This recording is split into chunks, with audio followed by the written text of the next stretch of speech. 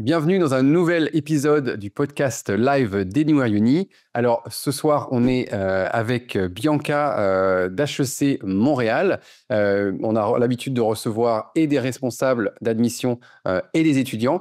Là, Bianca, c'est un profil un peu hybride puisqu'elle est étudiante. Elle a été étudiante au bachelor et maintenant au master. Et puis elle est ambassadrice d'HEC Montréal. Donc elle a l'habitude également de connaître un peu plus les détails peut-être plus techniques du processus d'admission et des programmes. Donc c'est parfait, on va avoir grâce à elle l'expérience étudiante et puis aussi évidemment des informations plus précises sur ce qu'offre HEC Montréal. Bianca, bonsoir, merci d'être avec nous. Bonsoir, merci de m'avoir. C'est un plaisir. Et alors là, d'habitude, on a souvent du décalage horaire avec nos invités, mais là, à ce moment, tu es à Paris, c'est ça? Oui, exactement. Je suis présentement à Paris, dans le 5e plus précisément. J'étudie présentement à l'ESCP dans le cadre du double diplôme au master avec HEC Montréal. Ouais, super, on va parler de ça tout à l'heure, des doubles diplômes également. Donc là, c'est bien un double diplôme de deuxième cycle, mais donc avec une des meilleures grandes écoles françaises, l'ESCP. Donc ça va être intéressant de voir ça avec toi. Est-ce que tu peux d'abord un petit peu, pour notre audience, te présenter, nous dire un petit peu d'où tu viens, ton parcours jusqu'à arriver à HEC Montréal? Oui, absolument. Donc, je suis originaire du Québec, de Montréal, si on l'entend dans mon accent. Donc, j'ai grandi à Montréal, j'ai fait toutes mes études, soit en français ou en anglais. Je suis parfaitement bilingue, alors je naviguais entre les deux langues. J'ai fait le cégep, qui est ce qui est demandé après le secondaire au Québec, pour ensuite poursuivre mes études universitaires au HEC, en business, dans le BBA. Dans le fond, c'est ça, j'ai fait mes 3 ans au complet au HEC. J'ai fait ma 4e année au master aussi au HEC. Puis là, ma 5e année en ce moment, c'est à l'ESCP pour enfin graduer en avril 2025 après 5 années universitaires. Est-ce que c'est la norme alors au Québec et puis au Canada d'aller jusqu'au niveau master? Est-ce que la plupart des étudiants s'arrêtent après leur BBA? C'est quoi d'habitude les parcours? En fait, c'est quelque chose qui m'a surpris aussi avec la France. Et ici, c'est très normal que tout le monde va jusqu'au master ou du moins qu'est-ce qui signe l'équivalent avec le Québec. Mhm. Mais au Québec, habituellement, surtout en management, le monde s'arrête après leur BBA parce que c'est suffisant pour le marché du travail, c'est reconnu. Donc, c'est vraiment un plus d'aller chercher la maîtrise. C'était un objectif personnel. Puis parce que je veux me diriger en consulting et donc c'est sûr que c'est plus compétitif, mais autrement, avec un BBA, c'est très suffisant pour avoir des bons emplois au Québec. Oui, ça, parce qu'il faut se dire que tout le Canada hors Québec, les bachelors, c'est 4 ans d'études. Donc, c'est sûr que déjà 4 ans après le high school, le lycée, c'est déjà pas mal d'années d'études. Et puis, dans le système québécois, vous avez les 2 ans de cégep plus les 3 ans. Donc, effectivement, alors qu'en France, on rentre directement. Et puis, c'est vrai que le cursus, souvent, c'est 5 ans. Est-ce que c'est intéressant d'avoir un peu ta perspective en tant que Montréalaise, parce qu'on a souvent des étudiants internationaux ou des responsables d'admission internationaux, on a d'avoir une locale. Comment est-ce que HEC Montréal s'est perçu à Montréal, au Québec, au Canada? C'était quoi l'image que tu en avais avant d'y aller? Pourquoi est-ce que tu as choisi cette école-là?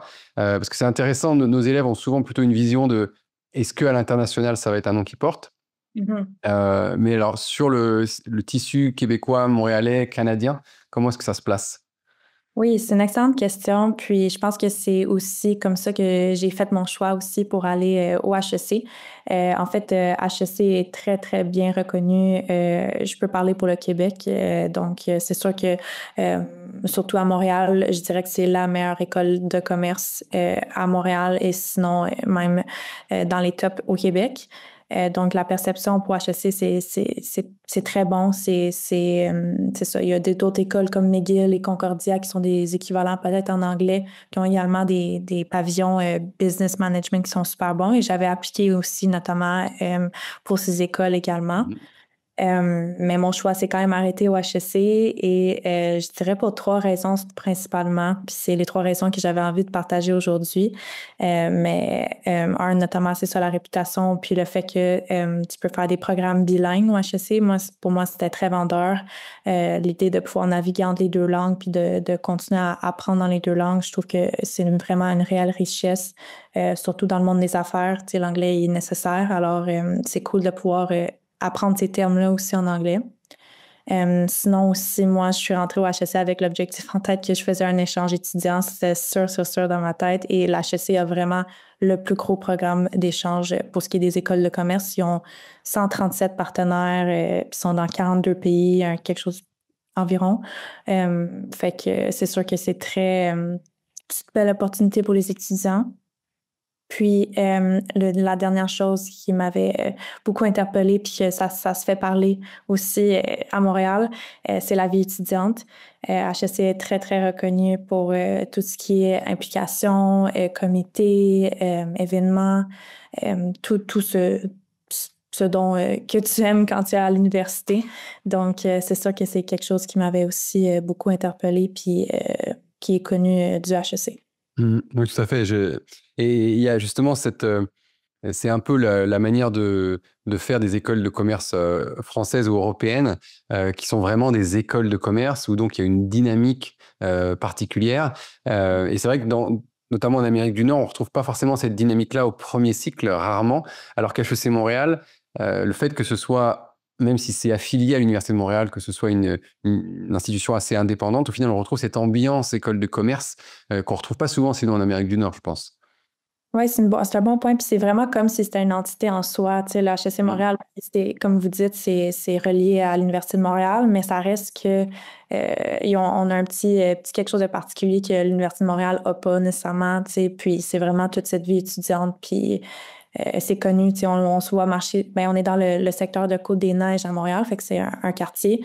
Puis, tu sais, quand il y a les intégrations et tout le monde sait que c'est à la HEC qui se promène dans les rues. C'est les plus bruyants, c'est ça? Ouais. Mais voilà, j'avais entendu dire que HEC Montréal, c'était la plus européenne des business schools nord-américaines. Voilà, il y a un lien fort, je pense, déjà entre le Québec et la France, c'est sûr. Et donc, OK. Alors, ce programme de BBA, toi, tu n'as pas fait ce qu'on appelle parfois l'année zéro, l'année préparatoire. Voilà, donc pour expliquer un petit peu pour ceux qui connaissent pas ça encore, avec ce système du cégep au Québec, les bachelors, quand on est passé par le système québécois du cégep, sont seulement en 3 ans au lieu de 4 ans. Dans le reste du Canada, c'est 4 ans, et là, c'est 3 ans.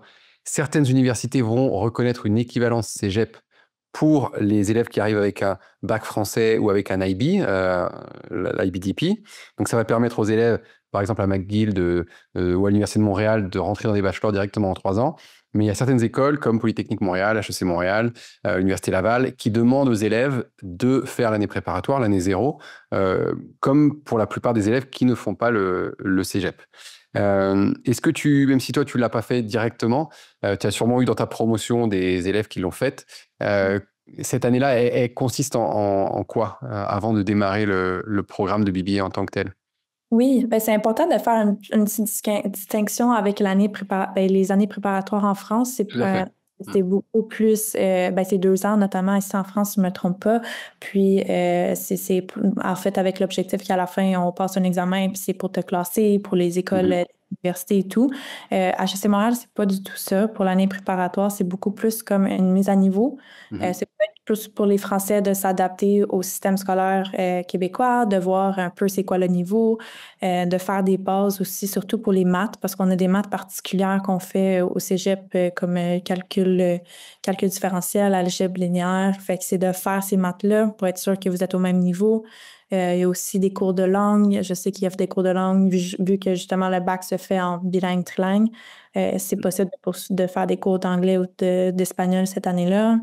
Il y a des cours de soft skills également. Fait que je pense qu'il y a un bon mélange. Puis c'est aussi un moyen pour les Français de s'intégrer à la ville et de se faire des amis et de connaître du monde, puisque en fait, c'est ça, il y a des comités d'accueil, puis il y a vraiment des comités de l'année préparatoire Alors, je sais qu'il y a beaucoup de Français que ça leur plaît parce que ça leur permet de s'intégrer, de se faire des amis assez rapidement.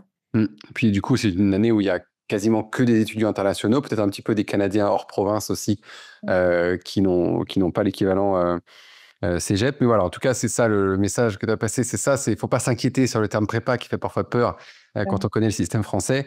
C'est vraiment plus une année de transition, d'acclimatation qui permet aussi, même en termes de moyenne, je redis souvent ça aux élèves, la moyenne générale, le GPA sur le premier cycle universitaire, le fait d'arriver parfois de sauter cette année zéro, cette année préparatoire, on peut avoir l'impression que c'est bien parce qu'on fait ça en 3 ans, mais du coup, il faut se mettre à la même vitesse que des élèves qui ont fait 2 ans de cégep, qui sont peut-être à un niveau un peu plus avancé, et du coup, la moyenne peut un peu en souffrir la première année, et quand cette année de transition est imposée, entre guillemets, ça permet aux élèves, au niveau académique aussi, je pense, de mieux réussir et d'avoir moins de pression et de stress.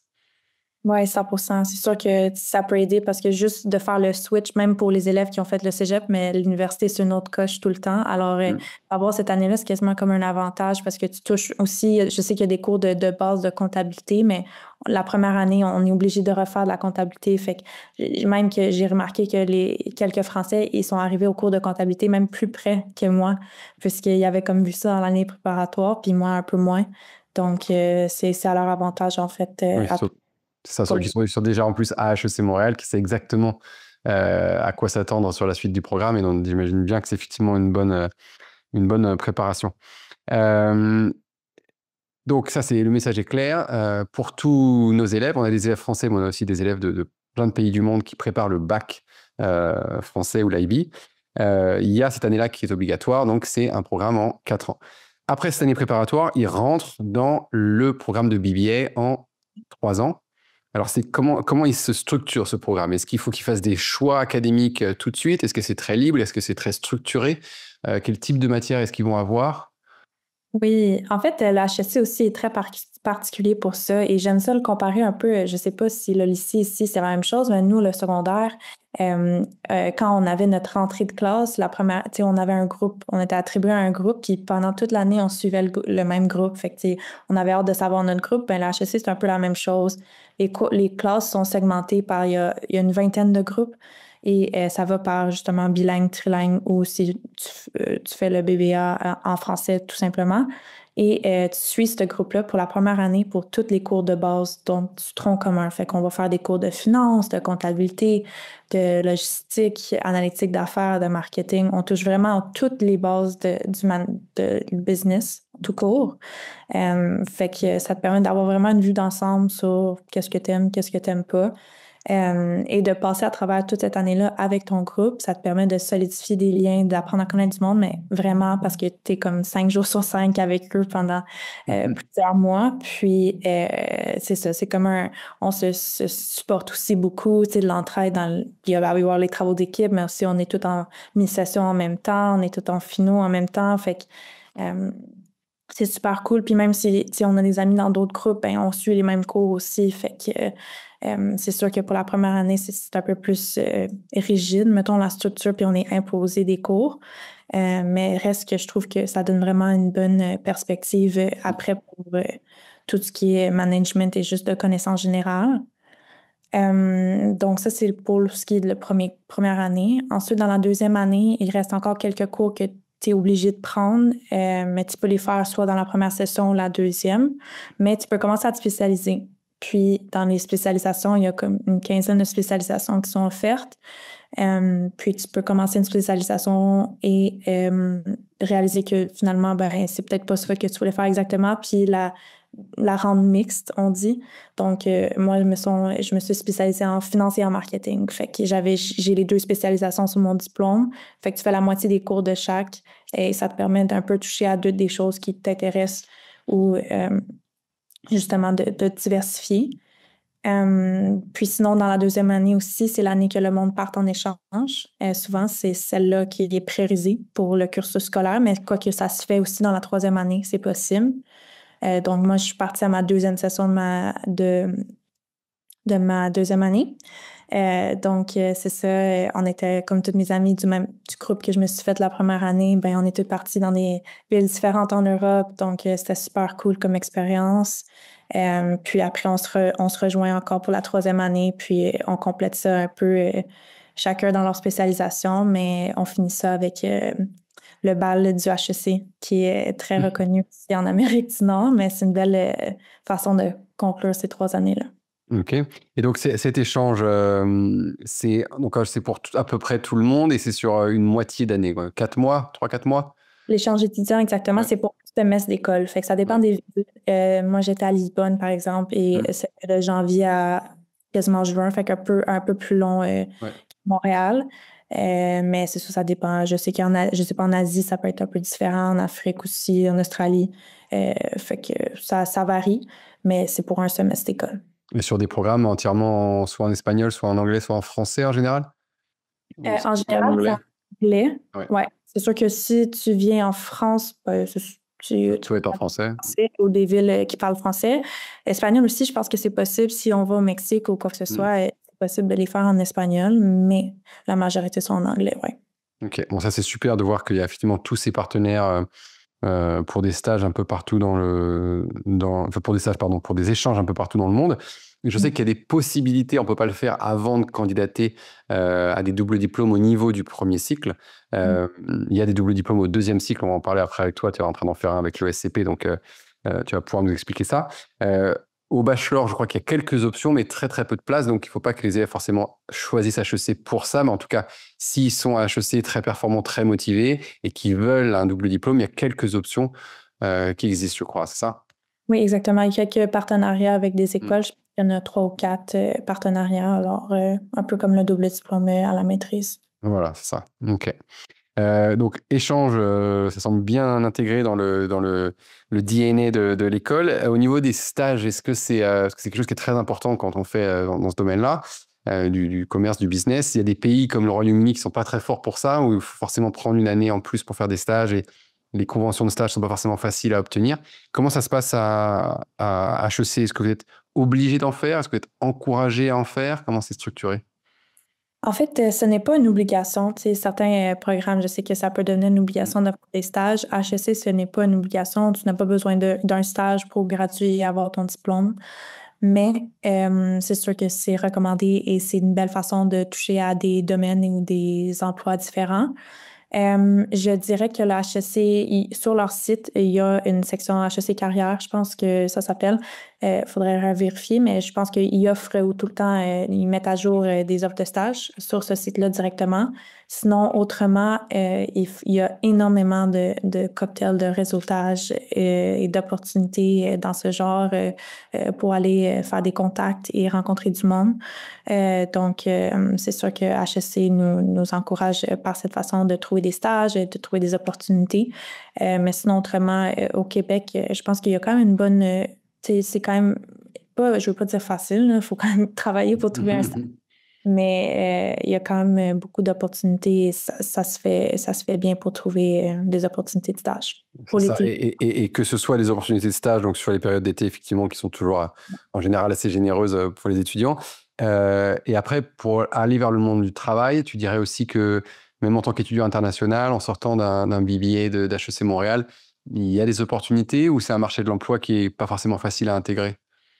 C'est un autre de mes constats ici en étant en France. Je pense que votre marché est beaucoup plus difficile niveau travail. Puis je veux pas m'avancer, c'est une opinion personnelle, mais je pense que c'est ça, c'est beaucoup plus compétitif ici. Il y a plus de monde, s'il y a plus de demandes, on demande un certain prestige d'école ou quoi que ce soit, surtout en management. Mais à Montréal, du moins, l'école, oui, c'est important, le diplôme, oui, c'est important, mais je pense qu'il y a quand même moyen même d'aller chercher des bons emplois juste par une personnalité, par d'autres skills, puis d'autres compétences. Donc, oui, l'école est importante, mais c'est pas le critère fondamental pour le marché du travail. Donc, je dirais qu'en général, ça va bien, tu sais.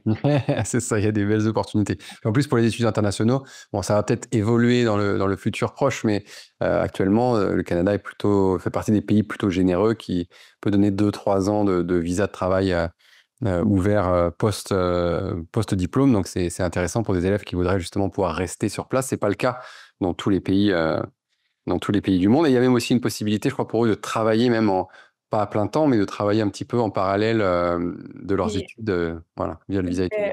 au Québec, puis en Amérique du Nord, Mm. je veux dire, mais c'est très commun qu'on on travaille à temps partiel durant nos études. Puis il y a beaucoup d'entreprises, et par exemple, une agence de marketing, il y avait des employés à temps partiel. Donc, c'est le fun de pouvoir jumeler ça en même temps que tes études parce que ça te donne de l'expérience en même temps d'aller chercher ton diplôme. Mhm. Super. Et alors, si on parle un petit peu de la vie, bah déjà là, je suis intéressé pour savoir un petit peu la population étudiante à HEC Montréal. Est-ce que c'est majoritairement des Québécois? Est-ce que c'est moitié-moitié des Québécois et puis des internationaux? Est-ce que c'est très international? C'est quoi la population étudiante?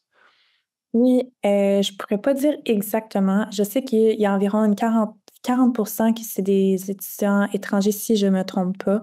Mm. Euh, donc, c'est environ quand même un bon pourcentage. Il y a quand même Oui. beaucoup de Français, je dirais, majoritairement.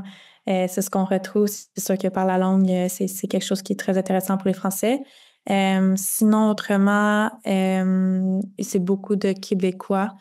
C'est sûr que il doit y avoir quelques Canadiens d'ailleurs. J'ai rencontré quelqu'un de l'Acadie ou Mm. d'autres coins qui parlent un peu de français aussi. Donc, c'est ça, il va y avoir ça, mais en général, c'est majoritairement québécois, puis même de Montréal. Alors, Ok, ouais. super.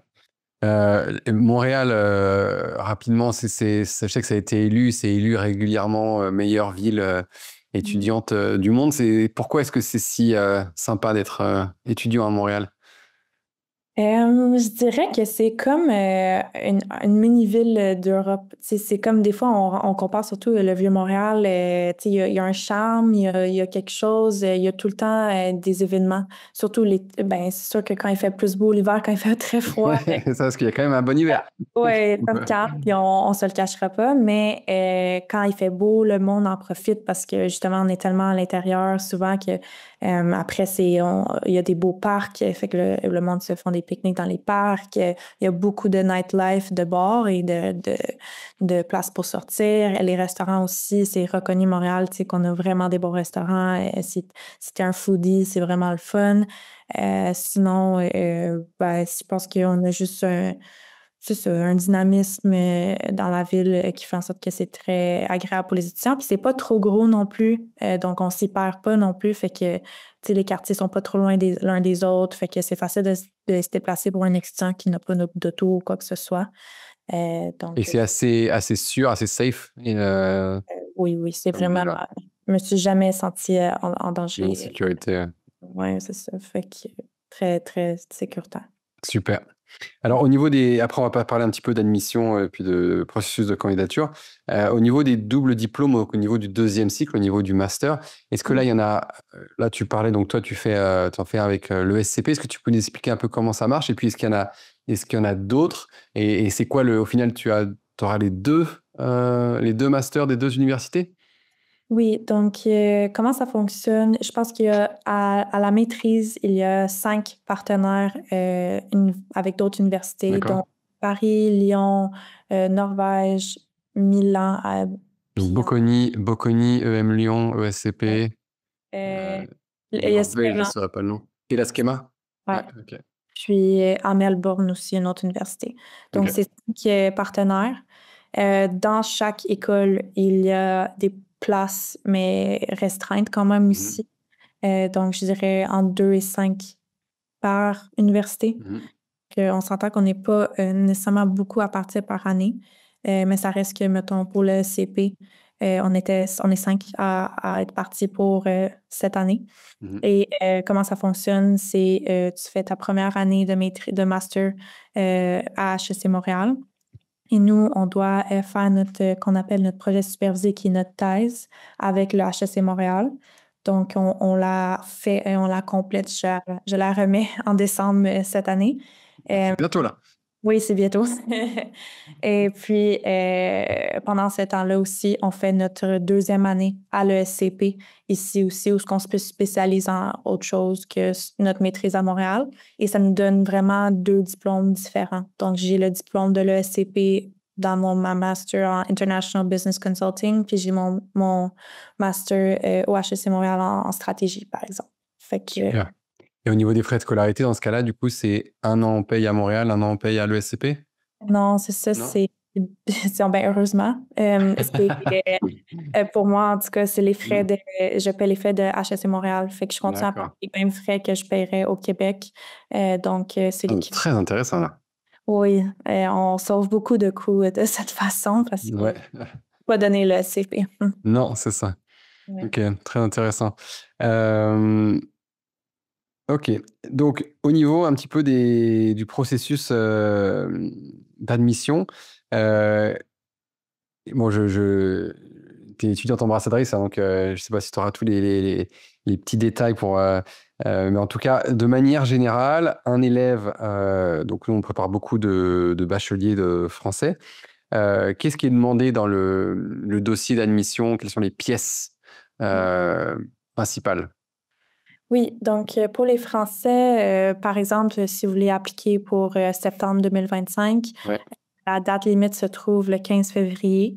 Mhm. Donc, plus d'avance. C'est une demande qui se fait entièrement en ligne, donc pas de souci de ce côté. C'est pas une demande où tu as besoin d'un CV ou d'une lettre de motivation. C'est vraiment juste basé sur les notes. Les Donc, bulletins, ouais. ouais, exactement. Ce qui va être demandé pour les Français, en fait, ça va être le relevé de notes de la première, donc ce qui est votre deuxième année de lycée, si j'ai bien C'est compris. ça, ouais. Donc, le relevé complet et le relevé de la première session de l'année Terminal, terminale. Merci, oui. c'est ça. Ouais, les termes sont très différents avec nous. Oui, Euh, mais c'est ça, fait que c'est vraiment juste basé sur les notes et dans le fond, il faut avoir les mathématiques aussi. Donc, ouais, soit avoir la spécialité mathématiques ou avoir choisi mathématiques complémentaires c'est ça.